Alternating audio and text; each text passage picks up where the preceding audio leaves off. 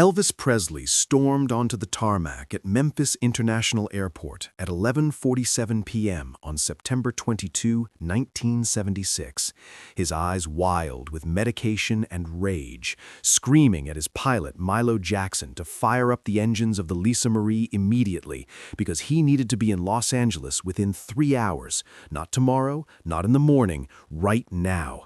And he didn't care that it was nearly midnight or that the weather forecast showed severe thunderstorms between Memphis and the West Coast, or that Milo had already logged 14 flight hours that day and was technically over his legal limit. But what Elvis didn't know, what he couldn't see through the haze of prescription pills and manic energy, was that Milo Jackson had just spent the last 20 minutes in the cockpit reviewing the Lisa Marie's maintenance logs and had discovered something that made his blood run cold, a critical hydraulic system warning that had been ignored by the day crew, a fault that would be manageable in perfect weather but catastrophic if they encountered turbulence. A mechanical issue that could turn this impulsive midnight flight into a death sentence for everyone on board. Milo had exactly 30 seconds to make a decision that would either end his career or save Elvis Presley's life, and the king wasn't going to make it easy. But the truly shocking thing is, Milo didn't know then that Elvis's sudden insistence on going to Los Angeles had a completely illogical reason behind it, and that refusing the flight wouldn't just have meant a mechanical failure, but would have meant Elvis's self-destruction. The day had been a disaster from start to finish. Elvis had woken up at Graceland around 3 p.m., his usual time lately, already groggy from the sleeping pills he'd taken at dawn. Dr. Nick had come by for a wellness check, which really meant delivering another round of prescriptions. Demerol for pain, Dexedrine to wake him up, Secondol for later when he needed to sleep again. The cycle was endless, and everyone around Elvis could see it was destroying him, but nobody knew how to stop it without losing their jobs or losing Elvis himself. Around 7 p.m., Elvis had received a phone call from Colonel Parker. The conversation, overheard by several members of the Memphis Mafia, had been heated. Parker was demanding Elvis commit to a new Vegas residency starting in November, another endless series of shows in the same hotel, same songs, same jumpsuit, same everything. Elvis had exploded. "I'm done being your performing monkey," Elvis had screamed into the phone. "I'm done with Vegas. I'm done with you controlling every aspect of my life." "You haven't seen the biggest surprise yet." Parker's answer drove Elvis mad with rage. Parker had calmly replied that if Elvis refused the Vegas deal, he'd have to pay breach of contract penalties totaling $3 million, money Elvis technically had but couldn't easily access without selling assets or borrowing. Parker had Elvis exactly where he wanted him, trapped by financial obligations, trapped by contracts, trapped by the very success that had made him famous. Elvis smashed the phone against the wall. Then he'd taken more pills, nobody was sure exactly what or how many, and it started pacing Graceland like a caged animal. The Memphis Mafia guys tried to calm him down, but Elvis was beyond reason. "I need to get out of here," Elvis kept repeating. "I need to leave. I need to go somewhere Parker can't find me." Around 10 p.m., Elvis had made his decision: Los Angeles. He had friends there, people outside Parker's control. He could hide out at one of their houses, clear his head, figure out his next move. And he needed to go now, before Parker could stop him, before anyone could talk him out of it. Wait a minute, don't miss this detail. Elvis's real plan wasn't to go to Los Angeles. He had a far more dangerous idea in mind. He'd ordered his security detail to drive him to the airport, called ahead to have the Lisa Marie prepped for immediate departure, didn't care that it was nearly midnight, didn't care that Milo Jackson, his chief pilot, had been flying celebrities around all day and was exhausted, didn't care about weather or regulations or anything except getting away. Now, at 11:47 p.m., Elvis stood on the tarmac, swaying slightly, his words slurring together as he screamed at Milo through the cockpit window. "Fire up the engines! We're leaving now!" Milo Jackson was a Vietnam veteran, former Air Force pilot, had been flying for Elvis for 3 years. He'd seen Elvis at his best and his worst, had navigated through some dicey situations, had always managed to get the king where he needed to go safely. But tonight felt different. Everything about tonight screamed danger. And that's when everything changed. Milo's eyes fell on the red warning light on the cockpit panel. Milo had arrived at the airport 30 minutes before Elvis, as per protocol, to pre-flight the Lisa Marie. The Convair 880 jet was Elvis's pride and joy, customized with a bedroom, conference room, gold-plated fixtures. But it was also a 40-year-old aircraft that required meticulous maintenance. During his pre-flight check, Milo had discovered a hydraulic pressure warning that hadn't been properly addressed by the maintenance crew. They'd logged it as minor and watch for further deterioration, but Milo's experience told him this was potentially catastrophic. Hydraulic systems controlled the plane's flaps, landing gear, and braking systems. A minor leak in perfect conditions might be manageable, but flying through turbulent weather, which the forecast predicted all the way to Los Angeles, could turn that minor leak into complete hydraulic failure. And without hydraulics, the plane became nearly impossible to land safely. Milo immediately called the head of maintenance. "We can't fly tonight. This needs to be fixed properly." The maintenance chief had been defensive. "It's not critical. It's just a slow leak. You've got redundant systems." "Redundant systems that also show degraded pressure," Milo countered. "This is a no-go situation." "Does Elvis know you're grounding his plane?" "Not yet." "Good luck with that." What you're about to see is nothing. Elvis's reaction would confirm Milo's worst fears. Now Elvis was on the tarmac, screaming, demanding they take off immediately. Milo climbed out of the cockpit and walked down the stairs to face him. The king looked terrible, sweating despite the cool September night, eyes unfocused, hands shaking, clearly under the influence of something powerful. "Elvis, we can't fly tonight," Milo said firmly. Elvis's face contorted with rage. "What did you say?" "The hydraulic system is compromised. It's not safe." "I don't care about hydraulics. I said we're flying. And I'm saying we're not. I'm the pilot, and I'm responsible for everyone's safety on this aircraft. The plane is not airworthy tonight." Believe it or not, Elvis's next move was about to shock Milo. Elvis got right in Milo's face, so close that Milo could smell the chemical sweetness of whatever medications Elvis had taken. "You work for me. I own this plane. I own you. And I'm ordering you to start the goddamn engines and fly me to Los Angeles. Now!" Milo held his ground. "Fire me if you want, but I'm not flying this plane tonight." "Why?" Elvis screamed, and there was something in his voice, not just anger, but desperation, like a drowning man fighting the person trying to save him. "Why are you all trying to stop me? Parker, the Memphis Mafia, now you. Why can't I just leave?" And suddenly Milo understood. This wasn't about Los Angeles. This was about escape. Elvis was trying to run away from something, from Parker, from his obligations, from his life, maybe from himself. And in his medication-addled state, he'd fixated on this midnight flight as his only way out. But there was something he didn't know yet. Milo had a surprising piece of evidence. "Come with me," Milo said quietly. "Let me show you something." He led Elvis up the stairs into the Lisa Marie, back to the cockpit, pointed to the hydraulic pressure gauges. "See these readings? This one should be at 3,000 psi. It's at 1,800 and dropping. This one should be at 2,800. It's at 1,500. These are critical systems, Elvis, the ones that help us land safely." Elvis stared at the gauges, his medication-clouded brain trying to process the information.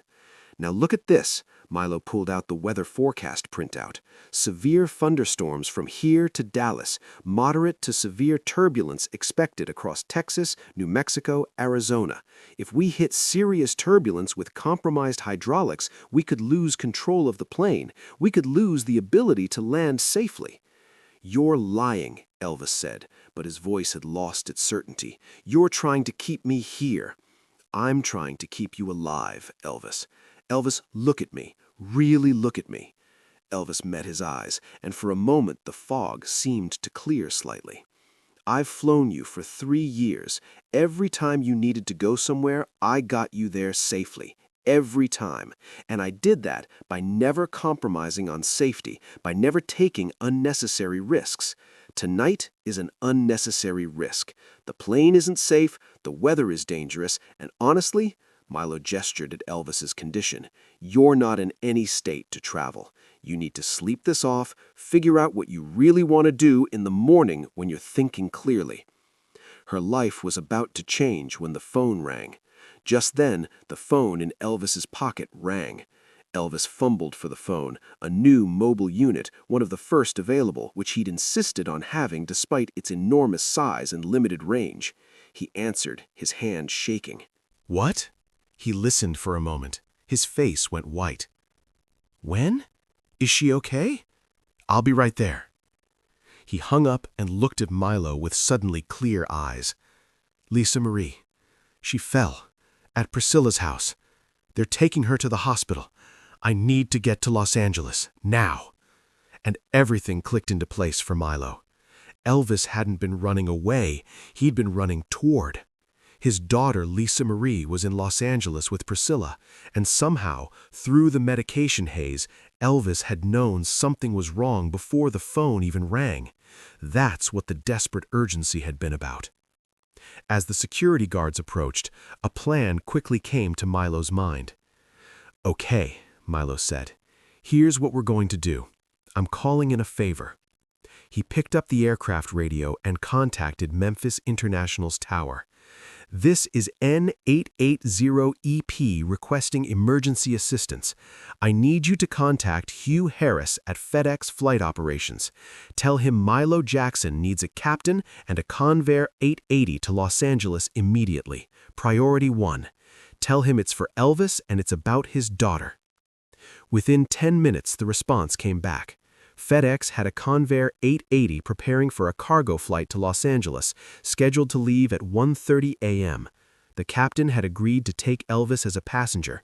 The plane was mechanically sound, the crew was fresh, and they'd get him to Los Angeles safely. Elvis stared at Milo. You're not coming? Can't leave the Lisa Marie unattended, and I'm over my flight hours anyway. But Hugh's one of the best pilots I know. He'll get you there safe. What they saw when the door opened, tears were welling up in Elvis's eyes. Elvis grabbed Milo in a hug so tight it knocked the breath out of the pilot. You saved my life tonight, not just from the plane crash, from myself. That's my job, Milo said. No, Elvis said, pulling back. Your job is flying the plane. Saving me from myself, that's friendship. Thank you. By 1:15 a.m., Elvis was on the FedEx Convair 880, seated in a makeshift passenger area surrounded by cargo containers. The flight crew had cleared a space, added a chair from the crew area, made him as comfortable as possible. Elvis barely noticed. He spent the entire flight, every one of the 4 hours, staring at his phone, waiting for updates about Lisa Marie. When they landed at LAX at 5:45 a.m. Pacific time, accounting for the time zone change and a slight headwind, a car was waiting to take Elvis directly to Cedars-Sinai Medical Center. Lisa Marie had broken her arm falling off a swing set, serious but not life-threatening. She'd be fine. Elvis spent the next 3 days in Los Angeles, staying with friends, dodging Colonel Parker's calls, spending time with Lisa Marie while she recovered. And during those 3 days, something shifted in him. The desperate need to escape faded, replaced by clarity about what really mattered. On day 4, Elvis called Colonel Parker. The conversation was calm, measured. Elvis laid out new terms: fewer shows, more creative control, better health management, or he'd walk away and deal with the financial consequences. Parker, surprised by Elvis's sudden backbone, agreed to most of it. On day 5, Elvis flew back to Memphis, not on the Lisa Marie, but on a commercial flight, just another passenger, anonymous behind sunglasses. The normalcy of it felt good. When she read that document, Milo found a note Elvis had left on the plane. When Milo finally got the Lisa Marie's hydraulic system repaired, which took 3 full days and confirmed his assessment that the plane had been dangerously unsafe, he found an envelope in the cockpit addressed to him. Inside was a check for $50,000 and a handwritten note. Milo, you did something nobody in my life does anymore. You told me no when I needed to hear it. You chose my safety over your job security. You saw that I was destroying myself and you stopped me. That night, I wasn't just high on pills, I was high on desperation. If you'd flown me that night, we probably would have crashed. The hydraulics would have failed in the turbulence, or I would have done something stupid, or both. You saved my life by refusing to enable my self-destruction. The money is not payment, it's gratitude, and it's not enough. I'm getting help, real help, dealing with the medications, the health issues, the Parker situation, all of it. Because you showed me that people who really care about me will stop me even when I'm screaming at them to let me keep destroying myself. Thank you for being one of the few people in my life who sees Elvis Aaron Presley, not just Elvis Presley the cash cow or Elvis Presley the legend. You see the human being, and you protected that human being even when he was too high and too desperate to protect himself. I won't forget this. Ever. Your friend, Elvis. Everyone had learned the truth, but the real shock, the change in Elvis's life, wouldn't be permanent. Milo kept that note in his wallet until Elvis died less than a year later, on August 16, 1977. At the funeral, Milo stood in the back, wondering if he'd done enough. If saving Elvis from one fatal flight had mattered when he couldn't save him from the slower death of prescription drug abuse. But years later, when journalists and biographers asked Milo about his time as Elvis's pilot, he always told this story. About the night he said no, about the flight that never happened, about the king who screamed and raged but who, underneath it all, just wanted someone to stop him from destroying himself. I only flew for Elvis for 3 years, Milo would say. But that night, September 22, 1976, taught me something important about the price of fame. Elvis Presley was surrounded by people whose livelihoods depended on keeping him happy. So even when they could see he was killing himself, they enabled him. They said yes when they should have said no. They gave him pills when they should have given him honesty. They let him fly when they should have grounded him. That night, I chose his life over my job, and he knew it. That's what the note meant. That's why he hugged me on the tarmac, because for once, someone prioritized his humanity over his celebrity. Did it save him permanently? No. The forces that killed Elvis were too powerful, too entrenched. But it saved him that night. It gave him a few more months with his daughter. It gave him a moment of clarity where he could see that some people actually cared about him as a person. And sometimes that's all we can do. Save someone for one more day. Give them one more chance. Hope that maybe, eventually, enough people saying no will help them find the strength to save themselves. Just when they thought it was over, in 2019, Milo's discovery would change everything. In 2019, when Graceland was conducting a comprehensive archive of Elvis memorabilia, they found Milo Jackson's pilot logs from 1976. The entry for September 22, 1976 read, 11:47 p.m. Elvis Presley requested immediate departure to Los Angeles. Aircraft pre-flight revealed critical hydraulic system failure. Multiple pressure gauges showing dangerous degradation. Weather forecast, severe thunderstorms and tire route. Assessment, fatal accident likely if flight attempted in current conditions. Decision, flight denied. Elvis Presley was highly agitated, possibly under influence of medications, demanding immediate departure. Made decision to refuse flight despite direct orders from the aircraft owner. Arranged alternative transportation via FedEx courtesy flight. This was the hardest decision of my career, but it was the right one. The king lives to fly another day. That log entry is now displayed at Graceland, part of an exhibit about the people who worked for Elvis. The placard reads, "Sometimes love means saying no. The voice on the phone sounded familiar, but Lisa Marie Presley remembered this night in her last interview before she passed away in 2023. In one of her final interviews before her death in January 2023, Lisa Marie Presley was asked about her father's last years. She mentioned the night of September 22, 1976, the night she fell and broke her arm, the night Elvis desperately tried to get to her. "I don't remember much about being in the hospital," Lisa Marie said. "I was 9 years old and on painkillers for my broken arm, but I remember my dad arriving at dawn, still wearing the clothes from the night before, looking exhausted and frantic. He just held me and cried." Years later, my mom told me the full story, how Dad had tried to force his pilot to fly a dangerous aircraft through terrible weather because he somehow knew I needed him. How the pilot refused and found another way to get him to me safely. How that pilot probably saved my father's life that night. My dad died less than a year after that, but I got 9 more months with him because someone cared enough to say no, because someone chose his safety over his demands.